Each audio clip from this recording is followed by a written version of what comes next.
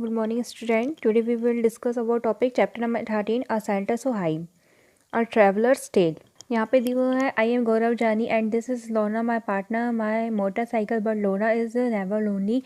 सो यहाँ पे बताया हुआ है कि जो ये बोलते हैं मेरा नाम गौरव जानी है और ये मोटरसाइकिल है, मेरी पार्टनर है, इसका नाम लोनर है। लोना कभी अकेली नहीं रहती क्योंकि हम दोनों आपस में टाइम स्पेंड करते हैं।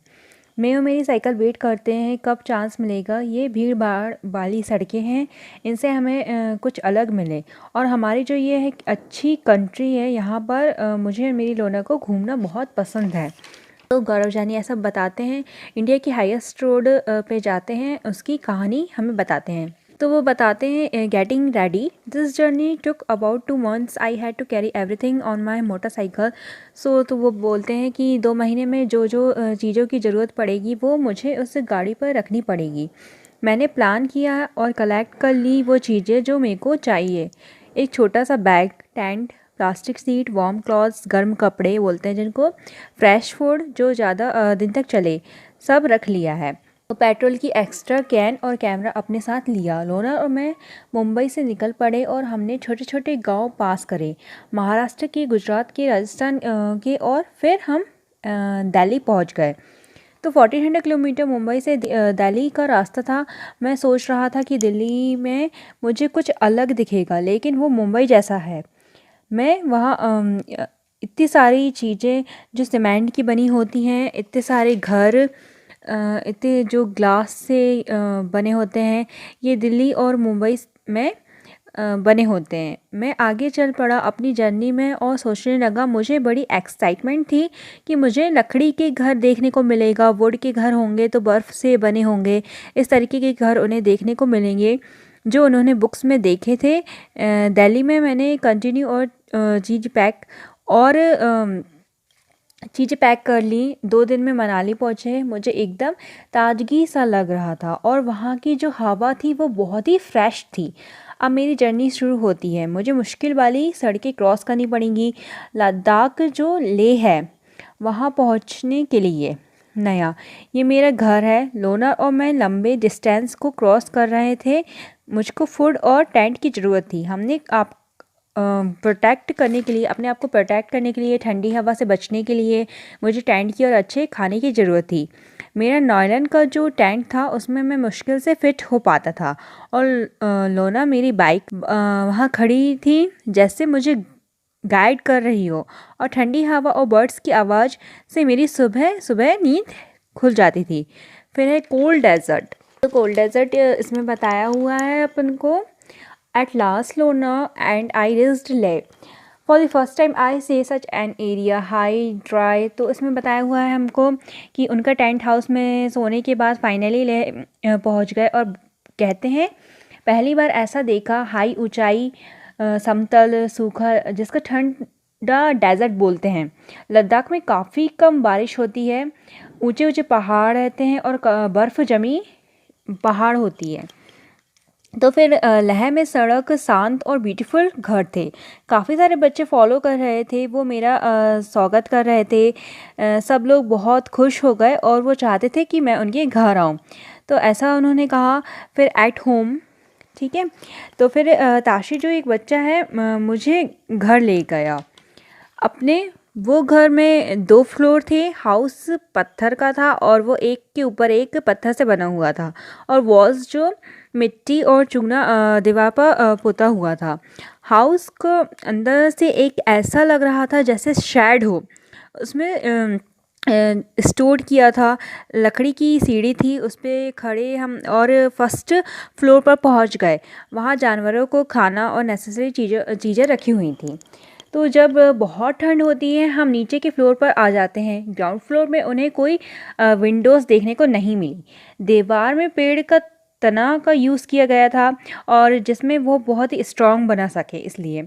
तो ताशी को गौरव लेके गए अपने छत पे। हर तरफ मुझे प्लान रूफ नहीं दिख रहा था, ऐसा वो बोलते हैं। कहीं पर लाल मिर्च, कहीं चावल और काऊ डंक केक्स रखे हुए थे।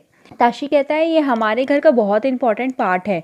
गर्मियों में ही हम फ्रूट्स वेजिटेबल स्टोर करके रखते हैं, तो वो हमें विंटर में काम पड़ जाते हैं। ताशी कहता है लोगों को ध्यान में रख के ये छत बनाया गया है। मुझ में कैसे मोटी मोटी वॉल्स, लकड़ी का छत ठंड से बचाव के लिए बनाया गया है। नेक्स्ट पेज है people living on top of the world.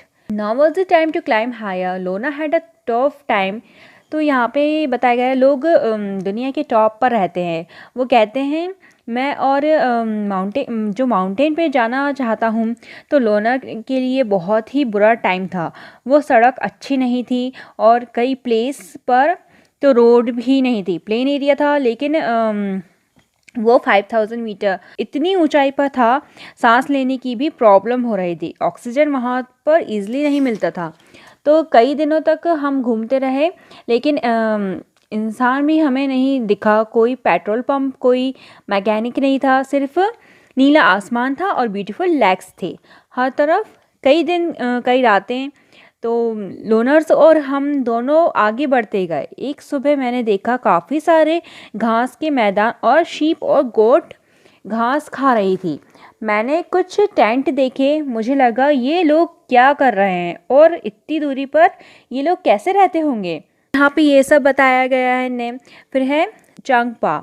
तो वहाँ पे इसमें है there I meet Namgyal and came to know about the Changpa. यहाँ पे बताया गया है वहाँ पे नामग्याल से मिला और चांगपा के बारे में जानने को मिला। चांगपा अपने भेड़ और शीप और गोट से उन्हें सारी चीज़ें मिल जाती थी, मिल्क, मीट, स्किन एक्सेट्रा। गोट और जो कोट और सेटर्स भी उनको मिल जाते थे गोट और सीड्स से। वो उनके खजाने थे। जो गोट और सीड्स जो थे उनके खजाने थे। जिस फैमिली के पास ज़्यादा जानवर होते हैं उनको इम्पॉर्टेंट और रिच मानते हैं। यही जो है चांगपा लोग काश्मीना बहुत फेमस है। चांगपा लोग बनाते हैं। ये बहुत गर्म होती है। चांगपा ऊंचे ऊंचे ठंडे इलाकों में अपनी गोट को चराते हैं ताकि उनको सॉफ्ट आए। ये लोग इंसान हैं, ठंडे इलाकों में रहते हैं क्योंकि इनकी गोट्स भी ठंडे इलाकों में रहती है। मैंने बहुत ही कम सामान मोटरसाइकिल पर रखा गया था। चंपाक्स बहुत सारा सामान अपने घोड़ों पर रखे होते हैं। इनको 2 से 2.5 घंटे का समय लगता है और ये आगे बढ़ जाते हैं। बहुत ही कम समय में टेंट लगाते हैं और इनके घर तैयार हो जाते हैं। तो यहाँ पे ये बताया है और जानवरों के बालों को बुनना जाता है, उससे टेंट बनाया जाता है। ये गर्म होते हैं और नॉन स्टिक में इसको लगाया जाता है। 2 फीट खोदा जाता है और टेंट को लगाया दिया जाता है। फिर क्या है इसमें इन लोगों ने बताया है कि जैसे मैंने टेंट में पेड़ रखा, रियलाइज़ किया मैं सीधा खड़े हो पा रहा हूँ। इनका टेंट जो था बहुत ही छोटा हाइट का था और चंपाक्स का ऊंचा था। मुंबई का फ्लैट मेरा इतना बड़ा था। उन्होंने 2 वुडन पोल्स लगाए हुए थे मिडिल में। इसी में चूल्हा, एक खुली जगह बनाई हुई थी। डिज़ाइन हज़ारों साल से पुराना है। इतनी ठंड पड़ती थी वहाँ पर, इतनी तेज़ हवा चलती थी जैसे कार या बाइक चलती हैं। रेबो के पास शीप गोट को रखते हैं। जो लेखा की वॉल्स होती हैं वो पत्थरों से बनती हैं। फिर है श्रीनगर की तरफ कुछ दिन चंगपास के साथ बिताते हैं। अब मुझे निकालना पड़ा। अब मैं श्रीनगर जा रहा हूँ। मैंने अमेजिंग बिल्डिंग्स, हाउस देखे। उन्होंने मेरा दिल ही जीत लिया। कुछ घर माउंटेन्स पर भी थे। फिर उन्होंने फ़ोटो ली। जब मैंने जर्नी स्टार्ट की थी तब मैंने नहीं सोचा था कि कश्मीर इतने सारे इलाके होंगे। कश्मीर में इतने सारे इलाके होंगे ऐसा उन्होंने नहीं सोचा था। पहाड़ों पे रहने का एक्सपीरियंस बहुत अच्छा लगा। मुंबई में भी ऐसे घर दिख रहे थे। मोस्टली क्लाइमेट को चूज़ करके घर बनाए जाते हैं। मुझे लग रहा है मेरी बाइक भी वापस नहीं आना चाह रही थी वहाँ से। मैं अपने कैमरे में वहाँ की यादें ले आया हूँ। लास्ट जर्नी नहीं है, हम बोर हो जाएंगे तो फिर जाएंगे। तो ये इन्होंने अपनी स्टोरी बताई है। ये काफ़ी बड़ा और इंटरेस्टिंग चैप्टर है। तो ये एंड होता है। Thank you everyone.